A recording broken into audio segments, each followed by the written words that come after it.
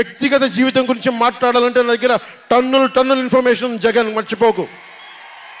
ఇప్పుడు దాకా నువ్వు పవన్ కళ్యాణ్ తాలూకు శాంతిని చూసావు, మంచితనాన్ని చూసావు. జగన్ నీకు యుద్ధాన్ని ఇస్తాను, మర్చిపోకు. యుద్ధం. మార్టిన్ నిమోలర్ ఒకటి చెప్పాడు. జెండా దించు జెండా. మార్టిన్ నిమోలర్ ఒకటే చెప్పాడు. హిట్లర్ని సపోర్ట్ చేసే వ్యక్తి ఒక్కళ్ళ కోసం కాదు. సోషలిస్టులు వచ్చినప్పుడు నేను సోషలిస్ట్ కాదని చెప్పి హిట్లర్ ఎస్ఎస్ సైన్యం సోషలిస్టుల కోసం వస్తే నేను సోషలిస్ట్ని కాదని చెప్పి వెనక్కి వెళ్ళిపోయాడు. సహకరించలేదు, ముందుకు రాల వాళ్ళు రక్షించడానికి. కమ్యూనిస్టుల కోసం వస్తే నేను కమ్యూనిస్ట్ని కాదని చెప్పి కామ్గా ఉండిపోయాడు. యూదుల కోసం వస్తే నేను యూదుని కాదని చెప్పి కామ్గా ఉండిపోయాడు. కార్మిక నాయకుల కోసం వస్తే నేను కార్మిక నాయకుడిని కాదని చెప్పి కామ్గా ఉండిపోయాడు. తన కోసం వచ్చినప్పుడు ఎవ్వరూ లేరు. ఈ రోజున ఒక 4 దశాబ్దాల సుదీర్ఘంగా ఉన్న ఒక ఎక్స్పీరియన్స్డ్ రాజకీయ ఉద్దండుణ్ణి 53 రోజులు జైల్లో పెడితే నాకు బాధేసింది, నిజంగా బాధేసింది. ఆయన సతీమణిని అనకూడని మాటలు అంటూ ఉంటే నాకు బాధ కలిగింది.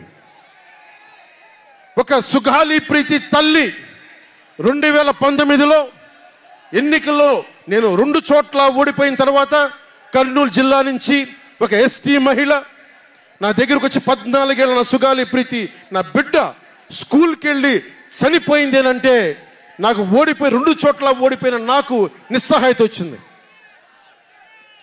ఇట్లా ఏ మూలకెళ్ళినా ఒక కౌలు రైతులు కానీ గిట్టుబాటు ధర రాని రైతులు కానీ ప్రతి ఒక్కరూ వారి కష్టాలను చూసి చలించిపోయాను.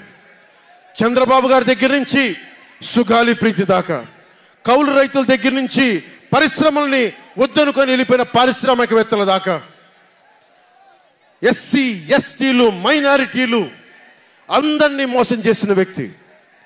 నేను ఒకటే అనుకున్నా, నేను వీళ్ళ కోసం నిలబడకపోతే రేపు నాకు కష్టం వచ్చిన నా కోసం ఎవరు నిలబడరు. రేపొద్దున మన మిగతా పార్టీలకు నిలబడపోతే రేపొద్దున మన జన సైనికులకు కష్టాలు వస్తే ఎవరు రారు. అందుకని నేను అలయన్స్ని పెట్టాను, నేను ప్రతిపాదించాను. అలాగే గోబెల్స్ ప్రచారాలు అంటూ ఉంటారు. గోబెల్స్ ప్రచారాలను ఒకటే గుర్తుపెట్టుకోండి. జోసెఫ్ గోబెల్స్ ప్రచారాలు చేసి చివరికి అతని బతుకు తెలియదు. 1945లో ప్రపంచ యుద్ధం అయిపోయిన వెంటనే అదే బంకర్లో హిట్లర్ అద్భుతంగా ఉన్నాడు, ఇంకా జర్మనీ గెలుస్తుందని చెప్పి వాళ్ళ బంకర్లో ఎలైడ్ ఆర్మీ వచ్చి కాల్ చేసే వరకు గోబెల్స్ అబద్ధాలు చెప్తూనే ఉన్నాడు. సో జగన్ నీ గోబెల్స్ ప్రచారాలు చెప్తే గోబెల్స్ పట్టిన గతే నీకు పడుతుంది, మర్చిపోకదు.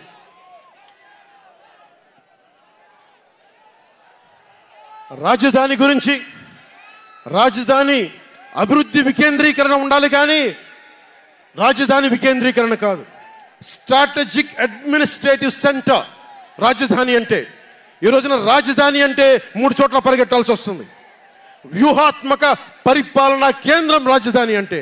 అమరావతియే రాజధానిగా ఉంటుందని చెప్పి ఇంకొక మారు ఈ తాడేపల్లి గూడెం ఈ జెండా సభ నుంచి ఇంకొక మారు ఉద్ఘాటిస్తున్నాం. 3 రాజధానులు లాంటి ఐడియాలు, ఈ 3 ముక్కల ఆలోచనలు, ఈ 3 ముక్కల ముఖ్యమంత్రి. ప్రధానమంత్రి గారు చెప్పారు 2014లో జగన్కి అధికారం వస్తే, ఆ రోజున 2014లో చంద్రబాబు గారు ఉన్నారు, మోదీ గారు ఉన్నారు, నేనున్నా, మిగతా అందరూ ఉంటే మోదీ గారు ఒకటే మాట ఉన్నారు, ఈ అలయన్స్ని కాకుండా జగన్ని తీసుకొస్తే స్కామ్ ఆంధ్ర అవుతుంది అనేది. 2019 నుంచి 24కి ఇది దోపిడీకి గురైన ఆంధ్ర అయింది ఈ రోజున.